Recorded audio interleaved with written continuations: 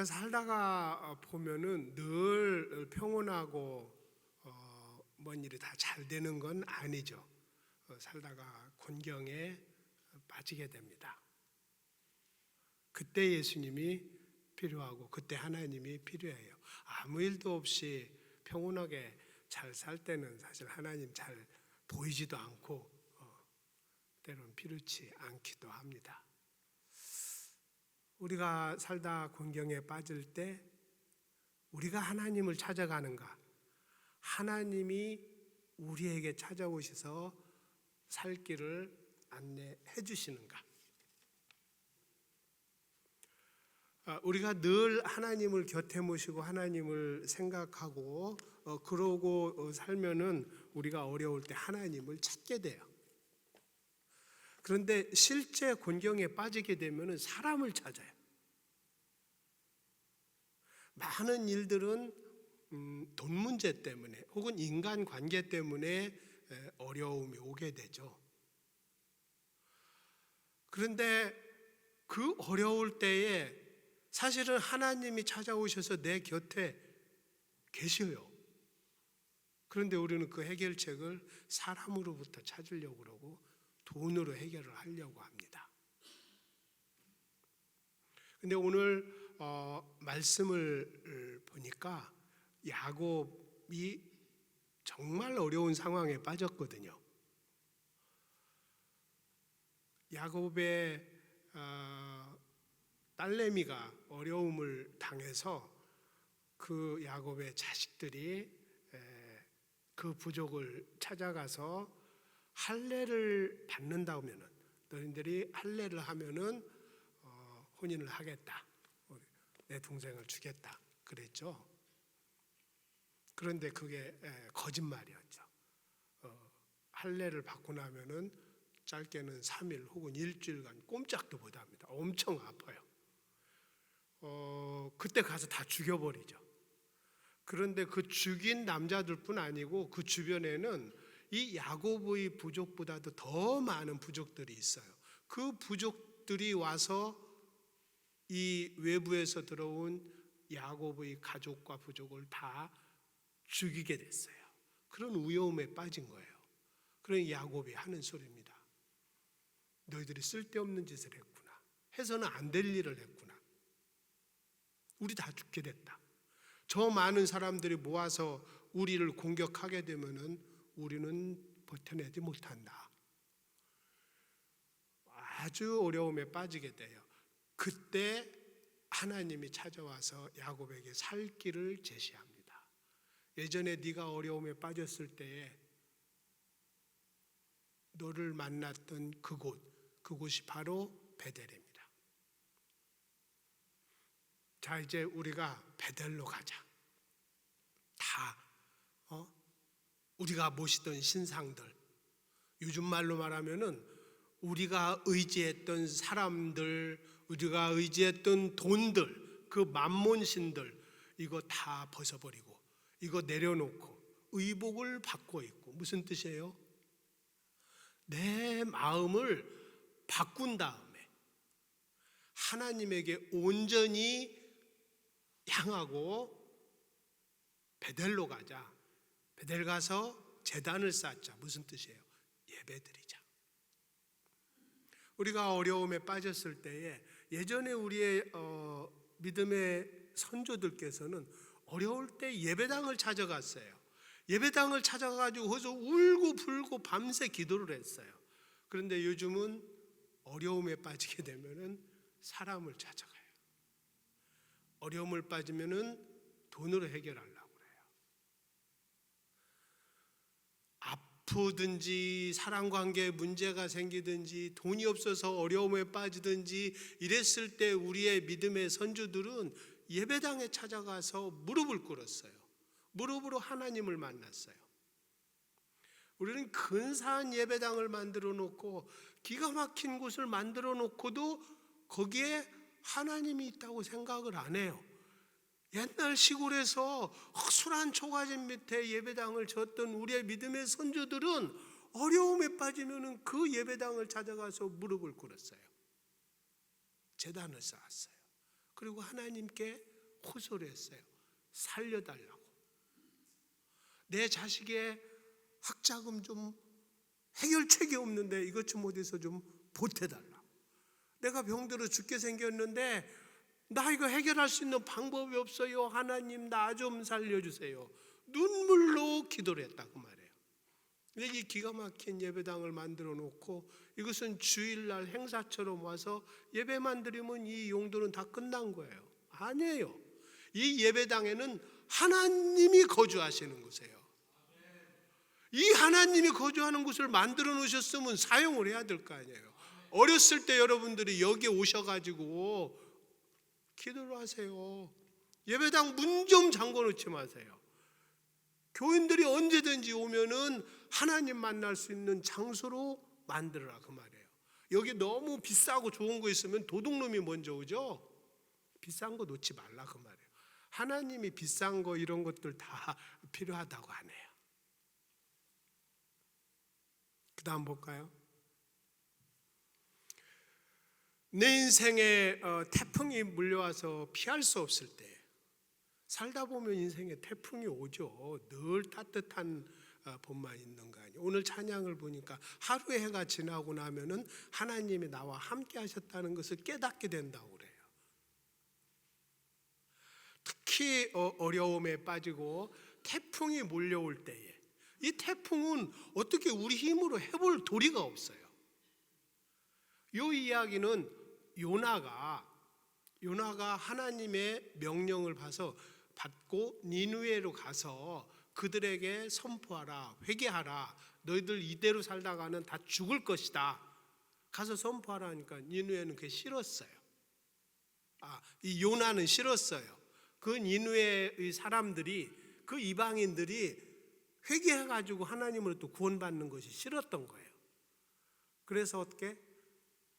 니느웨의 반대길로 가요. 때마침 요바에 가니 배가 있어요. 내가 뱃삭을 내고, 다시 말하면 내 능력으로 하나님으로부터, 하나님 명령으로부터 가능한 한 멀리 도망가려고 그 배를 탔던 거예요. 내가 뱃삭을 내고. 그런데 어땠어요? 그 배가 가다가 태풍을 만나잖아요. 근데 이 태풍이 오게 되니까 이 뱃사람들이 다 모여서 가지고 있는 물건을 막 다 버리고 어떻게 좀 살아보려고 발버둥 쳐요. 또 여러 사람들이 자기 신들을 부르면서 호소를 해요. 죽게 생겼으니까 우리를 살려달라고. 그리고 이제 이 사람들이 도대체 이 태풍이 왜 이렇게 멈추지 않고 오는가? 제비를 뽑아봐요. 이 제비를 뽑는 건 정말 기가 막힌 방법이에요. 어떤 선택에 어려움이 있을 때 성경에는 제비 뽑아서 결정할 때가 참 많거든요. 이들이 제비를 뽑아서 보니까 이 요나라는 사람 때문에 이것이 왔다고 제비가 뽑힌 거예요. 요나 어디 있냐 보니까 이 태풍 속에서도 요나 어디가 있어요? 배 밑창에 들어가서 자빠져 자고 있어요. 이게 무슨 의미일까요? 영적인 침체에 빠져 있다는 거예요. 태풍이 어려웠는데 그 어려움 속에 사람들이 살려달라고 애걸복걸하고 살라고 발버둥을 치고 있는데 이건 아무 상관이 없이 자기는 저 선창 밑바닥에 가서 자고 있는 거예요. 다시 말하면 어려움이 왔을 때 영적인 침체에 빠지게 되고 하나님을 찾지 않게 되는 거죠. 그래서 사람들이 쫓아와요. 너는 도대체 누구냐? 우리가 제비를 뽑아보니까 이 태풍이 너 때문에 왔다고 하는데 너는 대체 누구냐? 그러니까 요나가 하는 소리, 나는 천지 주제시고 만왕의 왕이신 하나님을 모시고 믿는 사람인데 내가 그 명령을 어기고 도망가다가 하나님께서 이 태풍을 보냈다. 나는 히브리 사람이다. 내가 누군지 안다 그 말이에요. 태풍이 왔을 때에 이 사람이 이제 올라가서 그렇게 내가 누구라는 것을 다 이야기를 하고 그 다음에 뭐라고 그래요? Pick me up, throw into the sea. 나를 들어서 바다에 던져라. 나를 죽여버려라. 그러면 이 태풍이 잔잔해질 것이다. 예수 믿는 사람은 문제가 생겼을 때에 내가 누군지 알아요. 문제의 해결책이 나를 들어서 나를 포기하고 내 주장을 내려놓고 던지면은 포기를 하면은 그 태풍이 잔잔해진다는 것을 안다는 거죠. 근데 아다시피 요즘처럼 예수쟁이들이 자기 고집 끝까지 부려가지고 세상을 어렵게 만들고 해결책을 알면서도 해결하지 못하는 이유는 자기를 버리지 않아서라는 거죠. 오늘 성경 말씀은 요나서를 통해서 우리에게 말합니다. 내 인생에 태풍이 왔고 그것을 내가 해결할 수 없을 때에 내가 누구냐? 나는 크리스찬, 예수를 쫓는 사람, 예수를 따라다니는 사람, 예수를 믿고 나의 구주로 받아들인 사람, 나를 들어서 바다에 던지면은 이 태풍이 잔잔해지리라, 문제가 해결될 것이라고 우리에게 메시지를 줍니다. 그 다음에 볼까요? 인생에서 실패하고 두려움에 빠져서 세상과 단절하고 문을 닫고 있을 때, 우리가 어려움에 빠지고 사방을 돌아봐도 해결책이 없으면은 폐쇄된 공간으로 들어갑니다. 넓은 데로 안 가요. 폐쇄된 공간에 대해서 문을 닫아버립니다. 제자들이 그랬어요.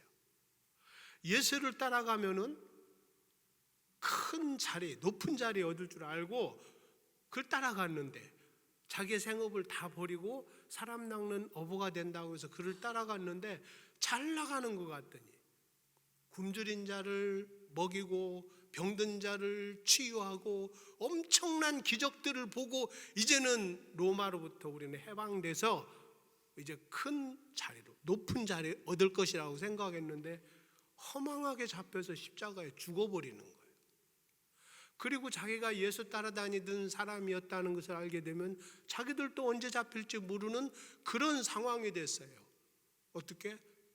이제 자기들이 따라갔던, 자기들이 추구했던 그 꿈은 사라지고 언제 잡혀 죽을지 모르는 그런 상황이 되니까 숨어버린 거예요. 그리고 문을 닫아버린 거예요. 제자들은 두려움에 떨고 있었어요. 그때 예수님이 찾아옵니다. 예수님이 찾아오셔서 뭐라고 합니까? Peace be with you. 너에게 평안이 있을지어다. 인생에서 실패하고 세상 일이 제대로 안 들어가면은 불안하고, 불안하면은 어떻게? 사람들을 안 만나고 단절하고, 그때에 예수님이 찾아옵니다. 안타깝게도 우리 예수쟁이들이 정말로 어려울 때에 예수를 찾는 것은 입으로만 찾지 가슴으로 찾지 않는다 이거예요. 성전을 만들어 놓으니까 그 성전에 가서 나 다 내려놓고 사람한테는 말 못하잖아요. 예수님 앞에 와서 나 좀 살려달라고 그렇게 하면은 예수님이 항상 옆에 계시니까 해결책을 주시고 그 다음 어떻게 하라고 알려주시는데 그걸 안 하는 거예요. 오죽 답답하면 예수님께서 그 벽을 뚫고 지나와서 Peace be with you. 너에게 평안이 있을지어다. 그리고 뭐라고 그래요? 내가 너를 처음 불렀던 그곳 갈릴리에서 만나자. 거기서 너를 다시 만나리라. 거기에서 만나서 새로이 명령을 주죠. 할 일을 주죠. 내 양을 먹여라. 그 다음 볼까요? 우리 예수 믿는 사람들이 궁극적으로 해야 할 일, 예수님께서 십자가에 못 박혀 돌아가시고 부활하여 첫 영원한 생명의 열매가 되시고 우리에게 주신 말씀이 뭐예요? 예루살렘과 유대와 사마리아와 땅끝까지 가서 복음을 전하라 했어요. 선교라는 것은 정의를 한다고 그러면은 언어와 문화가 다른 나라, 국경을 넘어가서 복음을 전하는 일. 전도는 뭐예요? 내가 받은 그 은혜를 예수 알지 못하는 사람에게 가서 예수의 사랑으로 복음을 전하는 일이죠. 그래서 선교와 복음은 예수의 사랑의 씨앗을 가서 심는 거예요. 예수님이 우리에게 줬던 천국 복음, 그 천국 복음이 뭐예요? 내가 죄인이었는데 하나님과 관계가 끊어졌었는데 그것을 회복시켜주기 위해서 예수님께서 오셔서 스스로 십자가에 못 박혀 죽으셔서 내 죄를 깨끗이 씻어주셔서 이제는 내가 죄인이 아니다. 내가 죄인이지만 더 이상 죄인이 아니다. 왜? Forgiven sinner, 용서받은 죄인이니까. 이제 당신은 더 이상 죄인이 아니기 때문에 이게 바로 굿뉴스라는 거예요. 그 굿뉴스를 언어와 문화가 다른 곳에 가서 전하는 사람들이 선교사. 제가 피그미 마을에 갔는데 들은 이야기예요. 전도자가 가서 예수가 너의 죄를 대신해서 십자가에 못 박혀 피 흘려 돌아가셨다. 그러니 너희는 죄인이 아니다. 그 말은 슬금슬금 다 도망가더라는 거예요. 나중에 만나서 왜 도망갔어? 그러니까 예수가 누군데 너희들이 죽여놓고 우리 보고 죽였다고 그래. 우리 때문에 예수 죽었으면 경찰이 우리 잡아가. 그랬다는 거예요. 처음에는 그 이야기를 듣고 이게 무슨 소린가? 돌아오는 내내 가슴이 답답했고 세월이 갈수록 이게 바로 예수가 누구인가 그 피그미 부족에게 알려주라는 것이구나. 그것을 콜링으로 알고 지금까지 미쳐가지고 거기를 쫓아다녀요. 거기 가서 전달하는 메시지는 딱 하나예요. 예수님이 십자가에 피 흘려 돌아가셔서 이제 너희들은 더 이상 죄인이 아니야. 그러니까 앞으로는 용서받은 죄인으로서 하나님에게 받은 그 복음, 예수님에게 받은 그 무한한 은혜의 사랑을 내 이웃에게 가서 전해라. 그거 한마디예요. 항상 가는 데는 그 이야기예요. 그러니까 요즘에 이제 가다 보면은 이 사람들도 알아요. 예수님이 왜 죽었지요? 하면은 예수님이 나 때문에 죽었어요. 평생을 교회 다니고 예배드리고 성경을 읽고 한 우리들에게 예수님이 왜 죽었죠? 하면은 예수님이 나 때문에 죽었다고 그렇게 고백할 사람이 과연 몇 명이나 되냐 이거예요. 처음 예수를 만났던 그 자리로 돌아가자는 겁니다. 그래서 예수님께 받았던 그 무한한 사랑, 나 같은 죄인을 대신해서 죽었던 그 예수님의 사랑을 씨앗을 심자는 거예요. 그 예수가 죽었는데 다시 부활하셨잖아요. 그 부활의 증인이 되는 것, 어디에 가서 예루살렘과 유대와 사마리아와 세상 땅끝까지 가서, 예루살렘은 그 당시 그 제자들이 살고 있는 곳, 다시 말하면 내가 지금 함께 살고 있는 내 가족 친척들을 말해요. 내가 더불어 함께 살고 있는 내 자식이나 내 배우자, 평생을 같이 살아도 말이 잘 안 통하는 배우자 혹은 내 자식, 또 한 핏줄을 타고 난 형제인데도 커다 보니까 이제 서로 달라져 버렸어. 신앙도 다르고. 가서 그들에게 내가 받은 그 사랑, 내가 받은 그 천국 복음을 전하라는 것. 유대인은 뭐예요? 같은 종족들이잖아요. 더불어 함께 사는 사람들, 우리 한국 사람들, 이 미국에 이민 와가지고 더불어 함께 사는 이민들, 베이에리아의 10%밖에 교회에 안 나와요. 90%가 예수 안 믿어요. 주일날 예배 안 나와요. 갈 곳 많습니다. 굳이 저 남의 나라 안 가도 돼요. 그 유대, 또 사마리아와 더불어 함께 사는 내 이웃에 사는 이민족들, 다른 나라 사람들 있잖아요.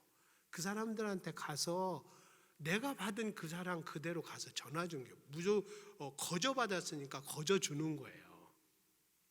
그리고 저같이 세상 땅끝까지 갈 수도 있어요.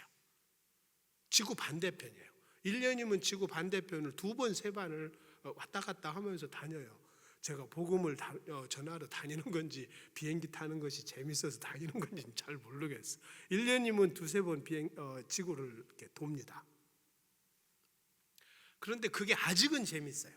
아직은 재밌으니까 지금 열심히 이렇게 쫓아다니고 있습니다. 그리고 간혹 사람들이 물어봐요. 거기 위험하지 않냐고. 예, 위험해요. 더군다나 아프리카에서도 콩고 민주공화국, 거기에서도 피그미 부족, 차도 안 다니고 전기도 안 나오는 그곳 가는 것이 항상 즐겁지만 않아요. 그런데 재미있어요. 혹시라도 제가 죽으면은 남는 장사라고 그래요. 내가 이 땅에 와가지고 돈을 벌어서 천만금을 번다고 내 후손들한테 물려준다고 해서 얼마나 물려주겠어요. 영어도 잘 안 되는 내가 돈 버는 재주도 별로 없더라고, 벌어보니까. 그런데 거기서 만일 죽는다고 하면은 이게 자손 대대로 우리 아버지는 아프리카에서 선교사 하다가 죽었어. 얼마나 좋냐고. 남는 장사들 하니까. 멋진 흔적을 남길 수 있는 것. 전 그래서 가요. 그래서 거기서 죽어도 좋아요.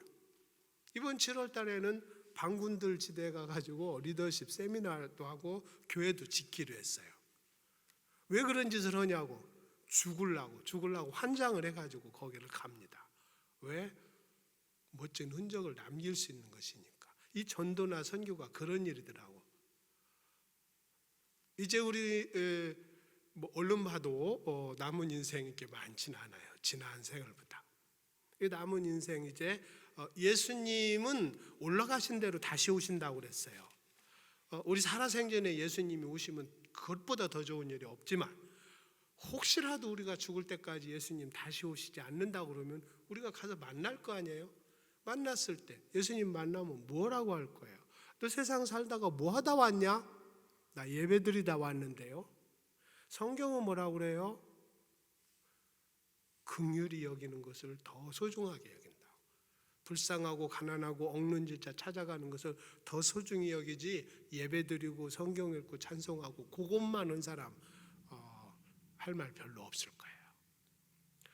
교회에서 목사님으로부터 말씀을 듣고 메시지를 듣고 성경을 공부하고 매일매일 기도하고, 자, 이것은 복음을 전하기 위한, 예수의 사랑의 씨앗을 뿌리기 위한 준비 단계라는 거예요.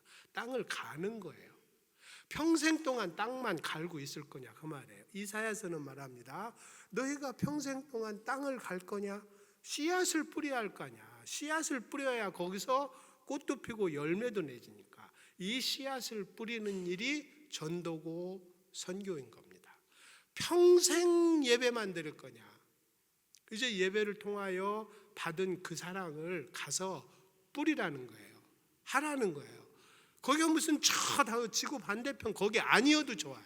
그냥 내 이웃, 믿지 않는 내 형제, 믿지 않는 우리 이 한국 이민사회, 거기에 가서 하는 거예요.